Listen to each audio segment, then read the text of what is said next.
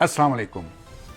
2 दिनों बाद दुनिया की सबसे ताकतवर पोजीशन का इंतखाब होने वाला है।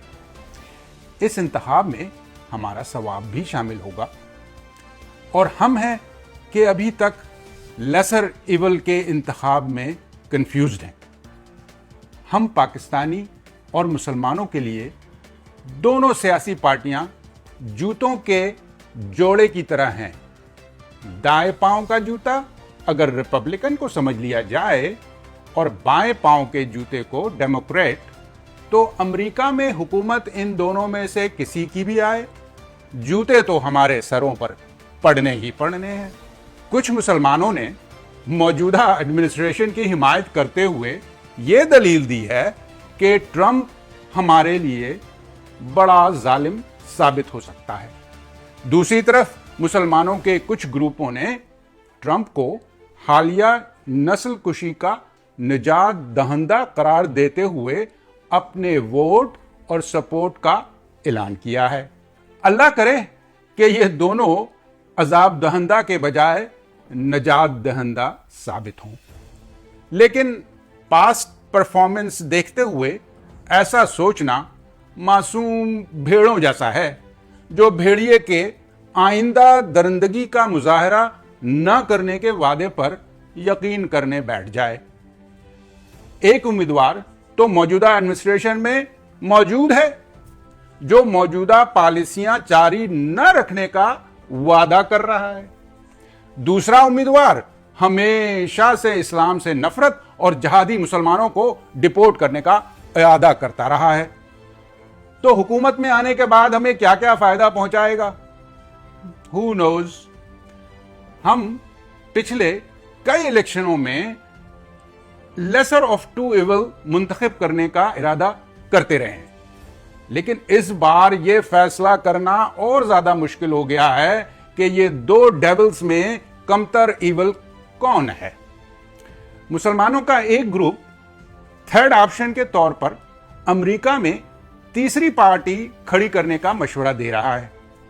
तीसरी पार्टी यानी ग्रीन पार्टी है, जिसके जीतने के कोई चांस नहीं।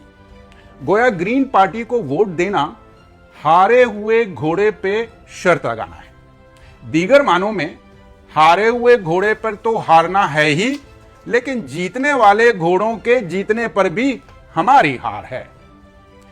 तीसरी पार्टी को वोट देने का एक सबब यह भी बताया जाता है कि इस इलेक्शन में अगर ग्रीन पार्टी को 5% वोट मिल गए तो उसे न सिर्फ अगले इलेक्शन में बहैसियत पार्टी तस्लीम किया जाएगा, बल्कि $10 मिलियन की फंडिंग से भी नवाजा जाएगा।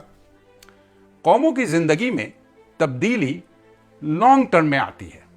दुनिया के सबसे बड़े जमहूरी मुल्क में औरतों को जमहूरी वोट का हक मिलने में 150 बरस लगे और अफ्रीकन अमेरिकन को वोट कास्ट करने का हक मिलने में 200 बरस। हम मुस्लिम अमेरिकन तो यहां new kids on the block हैं, जिन्होंने दूसरे ग्रुपों के मुकाबले में थोड़े ही अरसे में कच्ची पक्की सियासी बसीरत और तरीकत हासिल जरूर कर ली है। मैं ये समझता हूं कि हमारी निगाहें सबसे ताकतवर पोजीशन के इंतखाब के बजाय हमें अपने मुकामी इलाके का लियाकतवर, सदाकतवर और रफाकतवर का इंतखाब करना चाहिए, जो हमारे मसलों पर हमारा फरीक नहीं रफीक बने।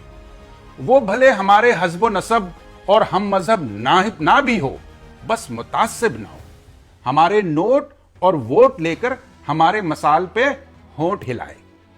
और हां, तीसरी पार्टी को वोट देने का मंसूबा लॉन्ग टर्म क्यों ना हो, यह एक ओपन स्टेटमेंट और हिस्ट्री मेकिंग होगा, क्योंकि आने वाली नस्लें याद करेंगी कि इस मुल्क में तीसरी पार्टी की बुनियाद डालने में मुसलमानों का हाथ था, जिन्होंने अमेरिका की इनजस्टिस पॉलिसियों से तंग आकर ऐसा फैसला किया और अपने वोट कास्ट करने की सिविक ड्यूटी निभाने के साथ मजलूमों के हक की आवाज बने। आपकी समाअत का शुक्रिया।